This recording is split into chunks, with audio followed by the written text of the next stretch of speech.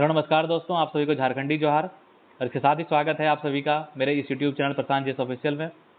जैसा कि आप सभी को पता है कि 14 जेपीएससी प्रीलिम्स का रिजल्ट आ चुका है और आज से 15 दिनों के बाद आप सभी का जो है पेपर मेंस का एग्जाम होने वाला है 18 से 20 जुलाई के बीच में। तो इस कड़ी में पेपर 5 बहुत ही हार्ड माना जाता है जेपीएससी में। इसमें नंबर भी कम आता है। इकोनॉमी का जो पूरा पोर्सन है झारखंड और इंडियन इकोनॉमी का, तो इसमें बच्चों को पता नहीं होता है कि कौन से टॉपिक पढ़ने हैं क्योंकि बहुत लंबा सिलेबस है।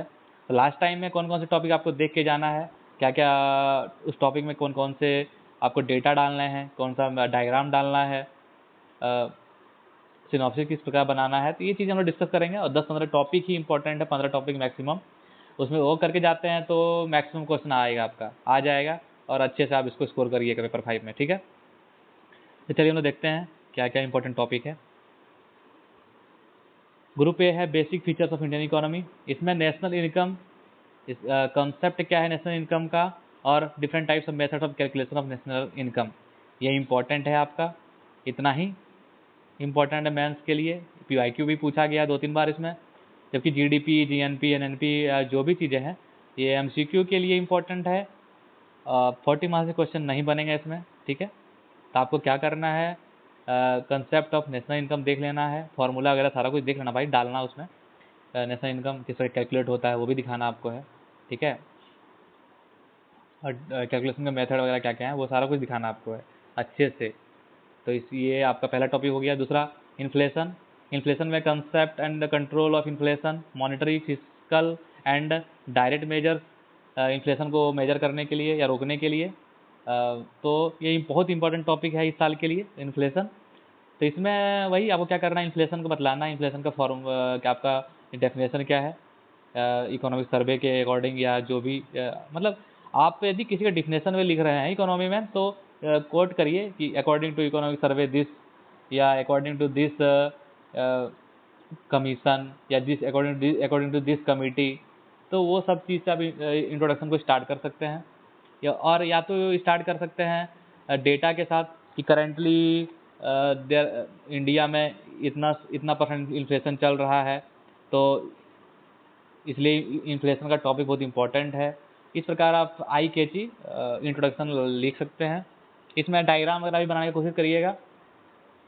टाइप्स ऑफ इन्फ्लेशन में कॉस्ट पुश इन्फ्लेशन हो गया, और जो भी टाइप का इन्फ्लेशन है उसमें डायग्राम का भी यूज कर सकते हैं। ठीक है, तो ये दूसरा इंपॉर्टेंट टॉपिक है। और सबसे महत्वपूर्ण इंपॉर्टेंट टॉपिक जो है आपका डेमोग्राफिक फीचर्स, ये बहुत इंपॉर्टेंट है। डेमोग्राफिक, इसमें भी डेमोग्राफिक फीचर्स में क्या है, डेमोग्राफिक डिविडेंड। ठीक है, ये बहुत इंपॉर्टेंट है। तो ये चीज़ करना आपको बाद में, कि वर्क फोर्स कंपोजिशन और नेशनल पॉपुलेशन पॉलिसी इतना इंपॉर्टेंट नहीं है। ठीक है, उसके बाद आप एग्रीकल्चर एंड रूरल इकोनॉमी में जाएंगे। बहुत इंपॉर्टेंट है ये, importance of agriculture in national economy. ठीक है, बहुत इंपॉर्टेंट ये आएगा ही आएगा।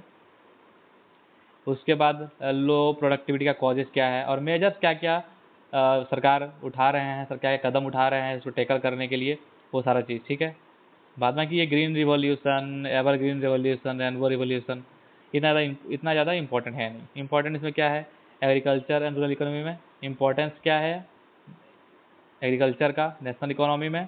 उसके बाद लो प्रोडक्टिविटी क्यों है, रीजन क्या है उसके, और क्या क्या मेजर्स अपनाए जा रहे हैं सरकार के द्वारा एग्रीकल्चरल प्रोडक्शन को बढ़ाने के लिए। तो ये चीज़ों पे आपको नोट्स बना लेना है। ठीक है, इंडस्ट्रियल इकोनॉमी ना, ये इतना इंपॉर्टेंट है नहीं। ठीक है, तो इसको नहीं करना है, छोड़ सकते हैं आप। उसके बाद आपका टॉपिक है पब्लिक फाइनेंस। हाँ, इसमें जो इम्पोर्टेंट आपका है ये है nature, importance and scope of public finance, और टाइप्स ऑफ टैक्सेशन वगैरह जो है, ये direct, indirect, progressive and proportional taxation वगैरह, ये सब आपको देख लेना है। ठीक है, तो ये इंपॉर्टेंट थोड़ा बन जाता है आपका। पब्लिक एक्सपेंडिचर उतना इंपॉर्टेंट नहीं है, ये नहीं, ना ही पढ़िए, छोड़ दीजिएगा आप। बजट, ये भी नहीं उतना इंपॉर्टेंट है। फिजिकल पॉलिसी इंपॉर्टेंट है, तो क्या करना है, फिजिकल पॉलिसी करना है आपको। Concept and role of physical policy in achieving employment, stability and economic development. तो फिजिकल पॉलिसी क्या है, different types of physical policy क्या है, काउंटर साइक्लिक, तो ये सब टाइप किस प्रकार इसका रोल होता है सरकार और देश के डेवलपमेंट में, तो ये सब चीज़ों को देखेंगे आप।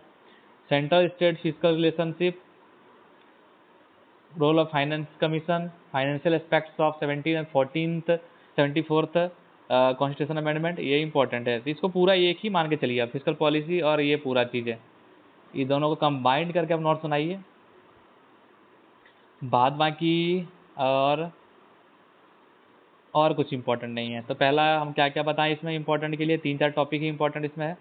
एक तो नेशनल इनकम वाला इंपॉर्टेंट आपका हो गया, इन्फ्लेशन हो गया, डेमोग्राफिक फीचर्स में डेमोग्राफिक डिविडेंड जो है वो इंपॉर्टेंट है, एग्रीकल्चर एंड रूरल इकोनॉमी में importance of agriculture in national economy, और क्या लो प्रोडक्टिविटी के रीजन क्या है, मेजर्स क्या क्या लिए जा रहे हैं एग्रीकल्चर प्रोडक्शन को बढ़ाने के लिए, ये इंपॉर्टेंट है।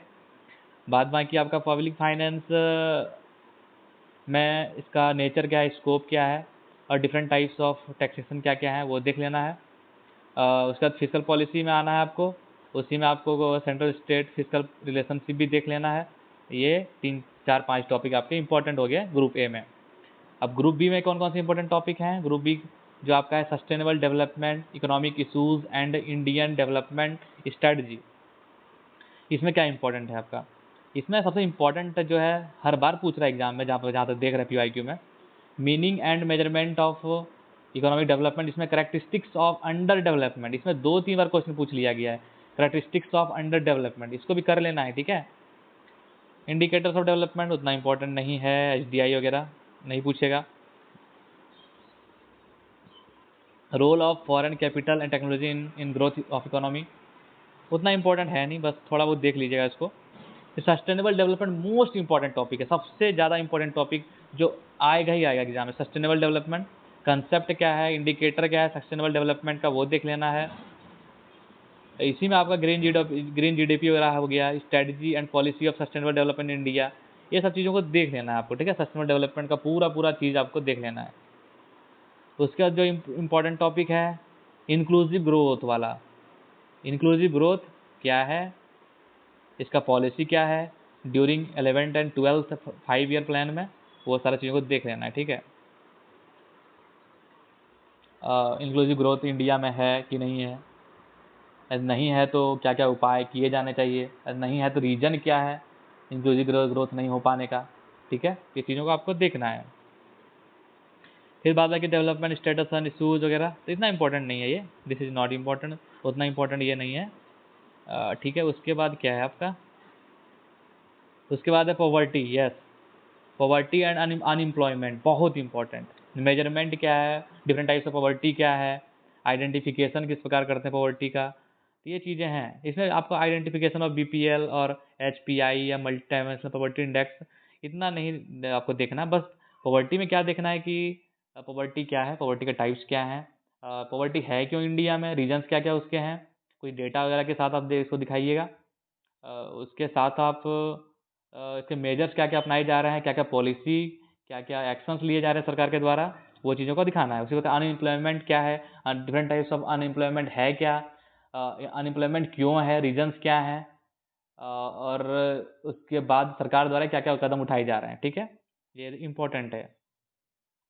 फूड है, फिर है फूड एंड न्यूट्रिशनल सिक्योरिटी, तो इसमें problem of food security important है, problems and issues of storage, procurement, distribution, import and export, ये इंपॉर्टेंट है, इतना ही इंपॉर्टेंट है। उसके बाद आप गवर्नमेंट स्कीम को कुछ देख लेना है, प्रोग्राम्स को। तो फूड एंड न्यूट्रिशनल सिक्योरिटी में क्या है, नेशनल फूड सिक्योरिटी एक्ट को देख लेना बढ़िया से, राष्ट्रीय खाद्य सुरक्षा अधिनियम को, फूड सिक्योरिटी के प्रॉब्लम क्या क्या हैं, उसका उसमें इशू क्या है फूड सिक्योरिटी में, और इसके क्या क्या टैकल करने के, उसको क्या क्या मेजर्स लिए जा रहे हैं सरकार के द्वारा, वो सारी चीज़ों को देख लेना है, ठीक है। और इसके साथ ही इसी से अटैचमेंट क्या है, government policies of food and nutritional security, वही नेशनल फूड सिक्योरिटी एक्ट हो गया, ICDS हो गया आपका, PDS हो गया, मिड डे मील हो गया, यही इंपॉर्टेंट है और क्या है। और उसके बाद जो 5 ईयर प्लान को थोड़ा देख लेना है, 5 ईयर प्लान के ऊपर एक अच्छा सा नोट्स बना लेना है, हर 5 ईयर प्लान का क्या टॉपिक था, क्या क्या टारगेट था, क्या लक्ष्य था उसका, क्या अचीव कर पाया, उतना थोड़ा मोड़ा देख लेना है, आपको बना लेना है। तो इसमें क्या इंपॉर्टेंट था अपना, इसमें ग्रुप बी में 3-4 टॉपिक इंपॉर्टेंट है आपका, characteristics of under development, sustainable development का इंडिकेटर क्या है, कंसेप्ट क्या है, और इंडिया में सस्टेनेबल डेवलपमेंट किस प्रकार अचीव किया जा सकता है, सरकार की पॉलिसीज क्या क्या हैं, इकोनॉमिक सर्वे के कुछ डेटा को आपको दिखा देना है, कुछ नेशनल एक्शन प्लान वगैरह है उसको भी दिखा देना है, इंटरनेशनल IPCC का कुछ रिपोर्ट है उसको दिखला देना है इसमें। फिर इंक्लूसिव ग्रोथ जो कि बहुत हॉट टॉपिक होता है, ये कर लेना आपको। बाद बाकी अनएम्प्लॉयमेंट और पॉवर्टी ये सदाबहार टॉपिक है ही, फूड सिक्योरिटी वगैरह देख लेना है। तो इतना ही चीज़ें आपकी हैं इंपॉर्टेंट। उसके बाद ग्रुप सी में आते हैं हम लोग। ग्रुप सी में economic reforms and nature and impact on Indian economy, ठीक है। इसमें सबसे ज़्यादा इंपॉर्टेंट टॉपिक जो आपका है न्यू इकोनॉमिक रिफॉर्म्स, मतलब नई आर्थिक नीति, LPG जिसको रिफॉर्म कहते हैं हम लोग। तो LPG रिफॉर्म है क्या, उसका क्यों ज़रूरत पड़ा LPG रिफॉर्म्स का, और उसके बाद इसका इम्पैक्ट क्या पड़ा इंडियन इकोनॉमी पे, इतना इंपॉर्टेंट है, ठीक है। इकोनॉमिक रिफॉर्म्स आया क्यों, इकोनॉमिक रिफॉर्म्स है क्या, LPG है क्या, क्यों लाया गया, और इसका इम्पैक्ट क्या पड़ा इंडियन इकोनॉमी में। इसको दिखाना आपको कि उस कंटेक्स्ट में 1991 के पहले क्या था और 1991 के बाद किस प्रकार परिवर्तन आया है इंडियन इकोनॉमी में, किस प्रकार चेंज आया है, डिफरेंट सेक्टर्स में करके दिखाइएगा आप क्या, कि एग्रीकल्चर सेक्टर में किस प्रकार आया है आपका ये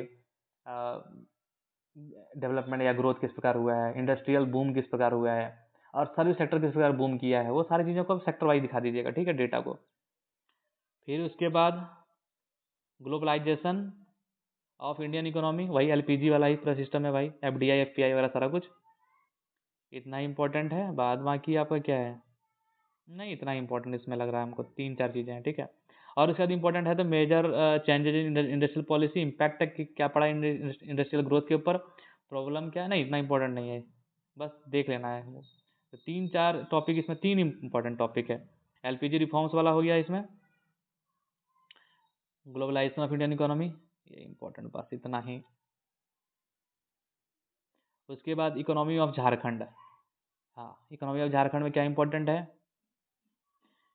कि सेक्टोरल कंपोजिशन क्या है, स्ट्रक्चर क्या है इंडियन इकोनॉमी का, मतलब झारखंड की इकोनॉमी का, एग्रीकल्चर सेक्टर का क्या ग्रोथ है, कंपोजिशन क्या क्या है, यहाँ के स्टेट GSDP में, मतलब ग्रॉस स्टेट डोमेस्टिक प्रोडक्ट में, तो वो सारा कुछ दिखा देना आपको, एक प्रोफाइल बना लेना इसका।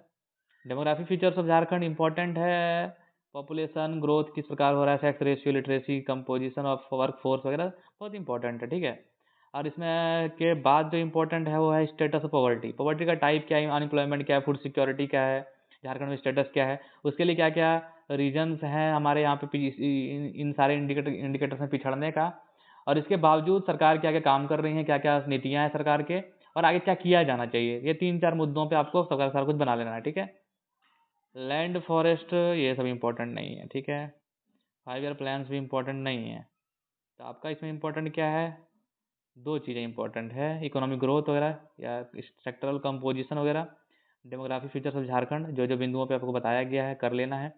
Status of poverty unemployment, Jharkhand में पॉवर्टी कितना है, पॉवर्टी का रीजन क्या है, अनएम्प्लॉयमेंट के रीजन क्या है, फूड सिक्योरिटी का क्या यहाँ पे पूरा मुद्दा है, माल न्यूट्रिशन वगैरह सारा कुछ, तो उसका क्या इम्पैक्ट पड़ रहा है, और इसके पीछे क्या क्या समस्याएं हैं, और सरकार द्वारा क्या क्या काम किए जा रहे हैं आगे, और आगे क्या किया जा सकता है, तो वे फॉरवर्ड में वो सब दिखा सकते हैं, ठीक है। तो ये 10-12 मतलब मैक्सिमम 10-12 ही इंपॉर्टेंट टॉपिक हैं पूरे आपके इंडियन इकोनॉमी में।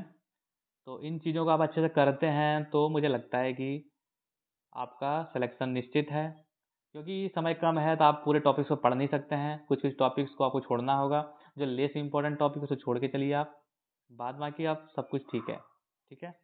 तो इन टॉपिक्स को आपको देख लेना है, ठीक है। चलिए डिस्कशन यहीं समाप्त होता है, थैंक यू, धन्यवाद।